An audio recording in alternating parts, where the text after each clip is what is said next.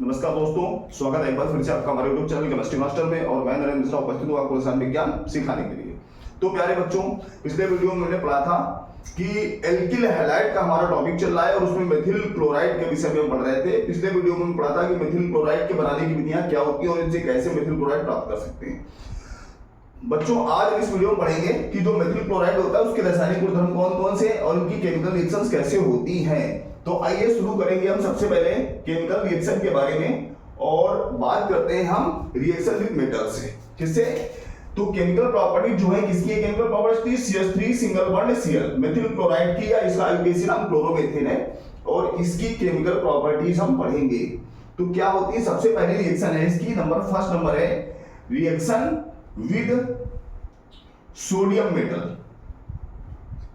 Sodium metal, reaction with sodium metal. बच्चों, यहां पर एक चीज ध्यान देनी है कि जो ये सोडियम मेटल से रिएक्शन होती है, ये रिएक्शन कहलाती है वुर्ज रिएक्शन। अब ये चीज यहां पर अच्छी तरीके से समझना बच्चों, ये जो वुर्ज रिएक्शन है ये बहुत ही इंपॉर्टेंट रिएक्शन है, क्योंकि वुर्ज रिएक्शन का प्रयोग कन्वर्जन में होता है। कहां पर होता है? कन्वर्जन में। अक्सर अगर हमसे कोई कन्वर्जन पूछा जाता है तो वहां पर वुर्ज रिएक्शन का ही प्रयोग होता है। ध्यान दीजिए, आगे जो भी कन्वर्जन आएंगे हम बताएंगे आपको। तो देखते हैं क्या होती है। जब भी methyl chloride CH3 single bond Cl और इसकी रिएक्शन Na से होती है, तो सोडियम मेटल हमेशा 2 के साथ यूज होता है और मेथिल क्लोराइड के 2 मॉलिक्यूल लगते हैं। यहाँ पर प्रेजेंस होती है CH3OCH3। देखिए, ड्राई मेथिल ईथर का यूज होता है। यहाँ पर शुष्क मेथिल ईथर लेते हैं, शुष्क डाइमेथिल ईथर, ठीक है ना। तो माइनस में 2NaCl अलग होता है, 2NaCl अलग हो जाता है और 2 CH3 मॉलिक्यूल बच जाते हैं, जिसको हम लिखते हैं CH3 सिंगल बॉन्ड CH3 और ये हमारा बन गया एथेन। क्या बन गया? एथेन बन गया। यहीं पर समझना जरा बच्चों, मेथिल क्लोराइड के 2 अणु सोडियम धातु के साथ रिएक्शन करके शुष्क ईथर में एथेन बनाते हैं। कई बार क्वेश्चन आता है मीथेन से एथेन कैसे प्राप्त करेंगे। तो मीथेन से एथेन कैसे प्राप्त करेंगे? देखिए, बिल्कुल इजी रिएक्शन है। मीथेन का पहले क्लोरीनीकरण कराएंगे तो मेथिल क्लोराइड बनेगा और मेथिल क्लोराइड जो बनेगा उसकी सोडियम धातु से रिएक्शन करा देंगे, एथेन बन जाएगा। बिल्कुल इजी कन्वर्जन है, समझ गया ना कैसे होती है। इसकी सेकंड रिएक्शन देखते हैं, नंबर सेकंड। तो जो सेकंड रिएक्शन है वो reaction with sodium plus alkyl chloride, aryl chloride. Reaction with sodium plus ArCl। यहां पर एरिल हैलाइड हमको लेना है, एरिल क्लोराइड लेना है और इस रिएक्शन का भी स्पेसिफिक नाम है, इसको कहते हैं Wurtz Fittig reaction. Wurtz Fittig reaction. बच्चों, बहुत अच्छी तरीके से समझना है, बहुत इंपॉर्टेंट। ये नेम्स रिएक्शन है और ये बहुत ही इंपॉर्टेंट रिएक्शन है। ये अक्सर अगर बच्चों से पूछी जाती है एग्जाम में, तो बिल्कुल इनको अच्छे से समझना है आपको। अब देखिए, वुर्ज रिएक्शन जो होती है ये ऊपर की रिएक्शन का ही एक पार्ट है। तो क्या है वुर्ज रिएक्शन? देखते हैं। वुर्ज फिटिंग रिएक्शन पहले इसका अध्ययन करते हैं। तो CH3 सिंगल बॉन्ड Cl और प्लस 2Na और प्लस में साथ में हमको क्या लेना है? ArCl। मतलब इस बार हमको बेंजीन के ऊपर लगी हुई क्लोरीन लेनी है, मतलब इस बार हमको क्लोरोबेंजीन लेनी है। अब यहां पर जो प्रेजेंस होगी स्टूडेंट्स, वो CH3 single bond O single bond C6H5। देखिए, इसका नाम एनिसॉल है। क्या नाम है इसका? एनिसॉल। इसको एनिसॉल बोलते हैं। एनिसॉल की उपस्थिति होगी और फिर से सेम वही निकलेगा हमारा। क्या निकल जाएगा? माइनस में 2NaCl।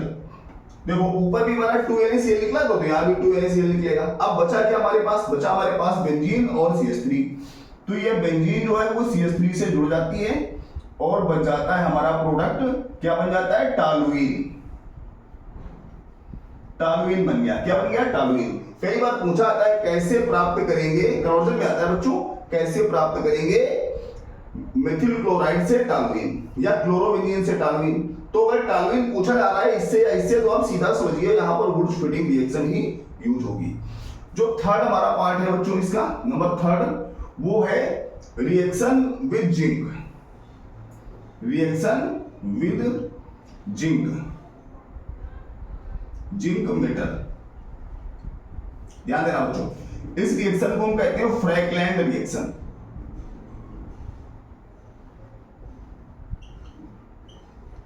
क्या कहते हैं? फ्रैकलैंड रिएक्शन। ये फ्रैगलाइन रिएक्शन होती है। अब देखिए रिएक्शन कैसे होती है, तो CH3 single bond Cl plus Zn equal to 2 molecule CH3Cl के खर्च होते हैं। जब इसको मिलाकर गर्म करते हैं तो माइनस में ZnCl2 अलग हो जाता है और 2 मॉलिक्यूल बच जाते हैं जो आपस में जुड़ जाते हैं, CH3 सिंगल बॉन्ड CH3, और बन गया हमारा एथेन।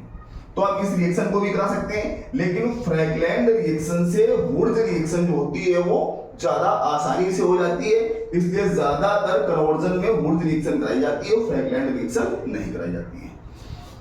नंबर 4th पार्ट जो इसका है बच्चों, 4th पार्ट है रिएक्शन विद Mg। तो लिख लेते हैं रिएक्शन विद मैग्नीज धातु, ये हमारी मैग्नीशियम है, मैग्नीशियम मेटल। ध्यान देना, इस रिएक्शन को हम कहते हैं ग्रिग्नॉड रीजेंट रिएक्शन।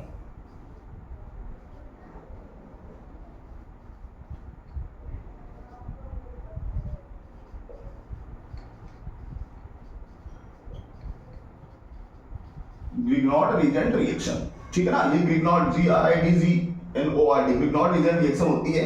ये क्या है देखिए, तो CH3 सिंगल बॉन्ड Cl और प्लस रिएक्शन होती है Mg से, और Mg मैग्नीशियम में क्रियाशील धातु है इसलिए Mg बीच में पैक होती है और बन जाता है CH3MgCl।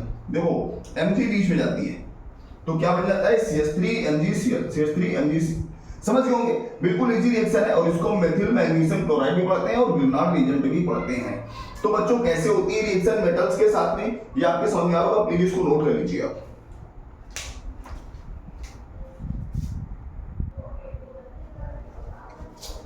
तो प्यारे बच्चों, हमने धातुओं से रिएक्शन कैसे होती है मेथिल क्लोराइड की, मेथिल क्लोराइड की रिएक्शन धातुओं से कैसे होती है हमने पढ़ा। अब हम पढ़ेंगे SN1 और SN2 रिएक्शन। तो जो इसका सेकेंड पार्ट है नंबर 2, वो है SN1 एंड SN2 रिएक्शन। तो बच्चों जैसा कि आप जानते हैं कि जो CH3 सिंगल बॉन्ड Cl है ये हमारा 1 डिग्री है, 1 डिग्री एल्किल हैलाइड है, और 1 डिग्री एल्किल हैलाइड जो होते हैं वो SN2 रिएक्शन आसानी से देते हैं, SN1 रिएक्शन आसानी से नहीं देते। इसलिए मेथिल क्लोराइड भी SN2 रिएक्शन आसानी से देगा, SN1 रिएक्शन आसानी से नहीं देगा। SN1 रिएक्शन थोड़ा मुश्किल में देते हैं, कठिनता से देते हैं। तो आइए देखते हैं क्या है, CH3 सिंगल बॉन्ड Cl और प्लस OH निगेटिव, ठीक है ना। तो ये रिएक्शन होगी SN1, वो कैसे होगी, पहले CH3 पर पॉजिटिव आएगा और माइनस में Cl निगेटिव अलग होगा। ये हमारी फर्स्ट स्टेप की कहानी होगी, फर्स्ट स्टेप, और ये हमारा बनेगा कार्बोकैटायन, मेथिल कार्बोकैटायन। और सेकेंड स्टेप में इसी CH3 पर पॉजिटिव पर रिएक्शन करेगा OH निगेटिव, ये हमारा न्यूक्लियोफाइल है, ये अटैक करेगा और बनेगा CH3OH। ये रिएक्शन होगी सेकेंड स्टेप में। तो जो SN1 रिएक्शन होती है वो 2 स्टेप में कंप्लीट होती है। पहले स्टेप में कार्बोकैटायन बनता है, स्थायी कार्बोकैटायन, और मेथिल जो है ये स्थायी कार्बोकैटायन नहीं है। स्थायी कार्बोकैटायन जो होता है वो होता है 3 डिग्री, सबसे ज्यादा स्थायित्व होता है 3 डिग्री का, उससे कम स्थायित्व होता है 2 डिग्री का, सबसे कम स्थायित्व होता है 1 डिग्री का। इसलिए SN1 रिएक्शन मेथिल क्लोराइड बहुत ही कठिनता से देती है। हालांकि इस रिएक्शन को अगर हम पूरा देखेंगे एक बार, तो ये रिएक्शन देखो, रिएक्शन विद HOH लिखा हुआ है जल के साथ में, तो CH3 single bond Cl plus H single bond OH equal to minus में Cl निकलेगा और बनेगा CH3 सिंगल बॉन्ड OH। लेकिन ये रिएक्शन चूंकि SN1 है इसलिए थोड़ा सा मुश्किल से होगी, कठिनता, हार्डली। कैसे होगी, हार्डली होगी रिएक्शन, ये कठिनता से होगी। जबकि इसकी जगह पर अगर SN2 रिएक्शन देखें हम, ये तो SN1 रिएक्शन है, कौन सी रिएक्शन है, SN1। अब SN2 देखें हम, तो SN2 रिएक्शन जो होती है CH3 सिंगल बॉन्ड Cl, और इसकी रिएक्शन होती है किसी दूसरे क्षार से, मतलब किसी दूसरे ऐसे कंपाउंड से जो अभिक्रिया के वेग को प्रभावित करता है, ऐसे कंपाउंड से होती है। तो यहाँ पर OH निगेटिव और SN2 रिएक्शन जो होती है वो एक ही स्टेप में कंप्लीट होती है। तो OH निगेटिव पीछे से अटैक करता है और बन जाता है OH डॉटेड CH H और H और डॉटेड Cl, इस पर निगेटिव, ठीक है ना, और इस पर आता है देवर में पॉजिटिव आंशिक में। उसके बाद जैसे जैसे OH आगे बढ़ेगा वैसे वैसे Cl बाहर निकलेगा और बन जाता है OH single bond C H और H, और माइनस में Cl निगेटिव अलग हो जाता है, बन जाता है हमारा CH3Cl। यहाँ पर बच्चों ध्यान देना, जो कार्बन के साथ हाइड्रोजन जुड़े होते हैं, जो हाइड्रोजन होते हैं उनकी दिशा बदल जाती है, ठीक है ना, इस घटना को इन्वर्जन कहते हैं। तो बच्चों ये SN2 रिएक्शन है और ये रिएक्शन मेथिल क्लोराइड बहुत आसानी से देगा। तो ये रिएक्शन कैसी होती है जरा देखते हैं। इसका एग्जांपल है CH3Cl और प्लस यहाँ पर अगर हम NaOH ले लें या KOH ले लें, कोई क्षार ले लें और यहाँ पर प्रेजेंस होगी इसकी H2O होगी।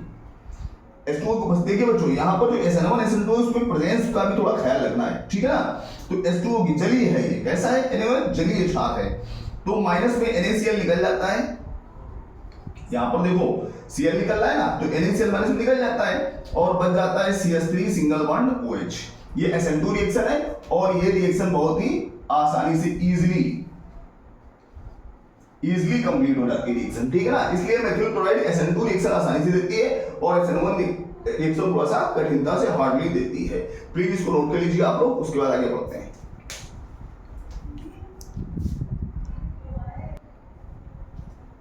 तो बच्चों SN1 और SN2 रिएक्शन कैसे होती है ये हमने पढ़ा और इसके साथ में इसका एग्जांपल भी पढ़ा। अब हम पढ़ेंगे बात reaction KCl, reaction with KCl या AgCl। देखिए बच्चों यहां पर KCl के साथ में हम NaCl भी ले सकते हैं, ठीक है ना। NaCl क्या ले सकते हैं, NaCl, KCl या NaCl ले सकते हैं और AgCl के साथ रिएक्शन देखो, एक रिएक्शन हमारी KCl से और AgCl से, तो दोनों को हम क्या करके पढ़ेंगे, तुलना के रूप में पढ़ेंगे। तो पहले देखते हैं रिएक्शन विद KCl, तो CH3 सिंगल बॉन्ड Cl और प्लस KCl। जब ये रिएक्शन होती है तो माइनस में KCl निकलता है और बच जाता है CH3 सिंगल बॉन्ड Cl। ये हमारा बनता है मेथिल साइनाइड या इसे एथिल नाइट्राइल भी बोलते हैं, नाइट्रोएथेन भी बोलते हैं, सॉरी एथिल नाइट्राइल, ठीक है ना। IUPAC में एथिल नाइट्राइल, ठीक है ना, एथेन नाइट्राइल पढ़ेंगे, सॉरी IUPAC में इसका नाम एथेन नाइट्राइल होगा, याद रखिए आप लोग। उसके बाद जो दूसरी रिएक्शन होती है CH3 सिंगल बॉन्ड Cl और प्लस ये रिएक्शन होती है AgCl से। जब इसकी सिल्वर नाइट्राइड साइनाइड से रिएक्शन होती है तो माइनस में AgCl निकलता है और बन जाता है CH3 सिंगल बॉन्ड Nc। ध्यान देना बच्चों, यहाँ पर ये CH3 सिंगल बॉन्ड N और डबल बॉन्ड C और ये कोऑर्डिनेट बॉन्ड ये बनता है। तो अब यहां पर आपको एक चीज ध्यान देनी है, ऐसा क्या है कि KCl से Cl जुड़ रहा है और AgCl से Nc जुड़ रहा है, कुछ तो गड़बड़ होगी। तो बच्चों KCl जो है पोटेशियम साइनाइड, इसमें पोटेशियम एक स्ट्रॉन्ग मेटल है और जो स्ट्रॉन्ग मेटल होते हैं वो आसानी से आयनित हो जाते हैं। AgCl में Ag एक दुर्बल मेटल है और ये जो वीक मेटल होते हैं वो आसानी से आयनित नहीं होते हैं। देखो स्ट्रॉन्ग मेटल जो होते हैं वो बनाते हैं आयनिक बंध, जो वीक मेटल होते हैं वो बनाते हैं सहसंयोजक बंध, ठीक है ना। तो इसमें आयनिक लक्षण जाता होगा, इसमें सहसंयोजक लक्षण जाता होगा। अब जब इसमें आयनिक लक्षण जाता है तो ये आयनिक हो जाएगा, क्या बनाएगा ये, KCl टूट कर बनाता है K पॉजिटिव और प्लस Cn नेगेटिव। अब C पर नेगेटिव आता है तो C के पास एक लोन पेयर हो जाता है और इस लोन पेयर की वजह से ये लोन पेयर अटैक करता है, समझ गए ना, इसलिए Cn जुड़ता है। यहां से लोन पेयर जब अटैक करेगा इस पर तो Cn जुड़ेगा। और जो AgCl है, AgCl टूटता ही नहीं है बच्चों, ध्यान देना, AgC ट्रिपल बॉन्ड N ये टूटता नहीं है चूंकि ये आयनिक नहीं होता है। तो जब आयनिक नहीं होता है तो नाइट्रोजन के पास एक लोन पेयर रखा होता है, ये लोन पेयर की वजह से अटैक करता है N, और जब N अटैक करता है तो CH3 से N जुड़ता है, बाद में Ag अलग होता है। जरा समझने वाली चीज क्या बच्चों, ध्यान देना, समझने वाली चीज ये है कि जब KCl या NaCl से रिएक्शन होती है किसी एल्किल हैलाइड, किसी भी एल्किल हैलाइड की RH, किसी भी एल्किल हैलाइड की अगर KCl या NaCl ये लिखें, इनसे रिएक्शन होती है, मतलब स्ट्रॉन्ग मेटल जुड़ा हुआ है, स्ट्रॉन्ग मेटल का साइनाइड है, उससे रिएक्शन होती है तो वो पहले आयनिक हो जाता है। तो पहले बनता है KCl, उसके बाद में बनेगा CH3Cl। और जब AgCl से रिएक्शन होती है, किसी दुर्बल कोई वीक मेटल हो उसका साइनाइड हो उससे रिएक्शन होती है तो वो आयनिक नहीं होता है, इसलिए पहले बनता है CH3Nc, बाद में AgCl निकलता है। समझ गए ना, यहाँ पर पहले KCl बनता है, यहाँ पर बाद में AgCl निकलता है। समझ गए होंगे मेरी बात, किस तरीके से रिएक्शन हो रही है। तो KCl और AgCl से रिएक्शन कैसे होती है आप समझ गए होंगे। बच्चों जो हमारा अगला टॉपिक है वो हमारा रिएक्शन विद KNO2 और AgNO2। देखिए भी सेम है, 4 और 5 नंबर, 4, 5, 6 नंबर। ये रिएक्शन विद KNO2 और AgNO2। अब यहां भी देखो वही कहानी है, यहां भी KNO2 और AgNO2, KNO2 आयनिक हो जाता है और AgNO2 आयनिक नहीं होता है। जरा समझने वाली चीज है यहाँ पर बच्चों, ठीक है ना। तो जब यहां रिएक्शन होती है बिल्कुल सेम तरीके से होती है, तो CH3 single bond Cl plus जब KNO2 से रिएक्शन होती है तो माइनस में KCl निकल जाता है और बन जाता है CH3 single bond O single bond N double bond O। ये हमारा मेथिल नाइट्राइट बनता है, मेथिल नाइट्राइट बनता है। और जब CH3Cl की रिएक्शन AgNO2 से होती है तो माइनस में AgCl निकलता है और बन जाता है CH3 सिंगल बॉन्ड NO2। समझ गया ना। यहां भी वही कहानी है, KNO2 आयनिक हो जाता है और AgNO2 आयनिक नहीं होता है। अगर आपको ये रिएक्शन समझ में नहीं आई है या इनमें से कोई भी रिएक्शन समझ में नहीं आई तो प्लीज हमसे कमेंट करके पूछिए कि सर जी हमको ये वाला रिएक्शन समझ में नहीं है, समझाइए हमको, हम आपको विस्तृत तरीके से समझाएंगे। तो इस तरीके से रिएक्शन होती है। उसके बाद बच्चों हमारी रिएक्शन बची ROM से। ये देखिए यहां पर ROM है, लिख देते हैं नंबर 7,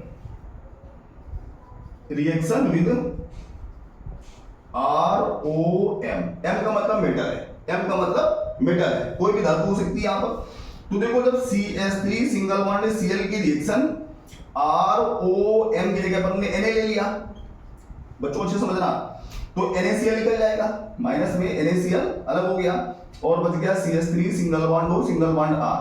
अब बच्चों अगर R को हम हटा दें तो CH3 single bond Cl plus CH3 single bond O single bond Na ले लिया। इसका नाम सोडियम मेथॉक्साइड है, यह methyl chloride sodium methoxide. Minus में NaCl निकलेगा, देखिए Na और Cl अलग हो गया और बच गया CH3 single bond O single bond CH3, ये बराबर है डाइमेथिल ईथर।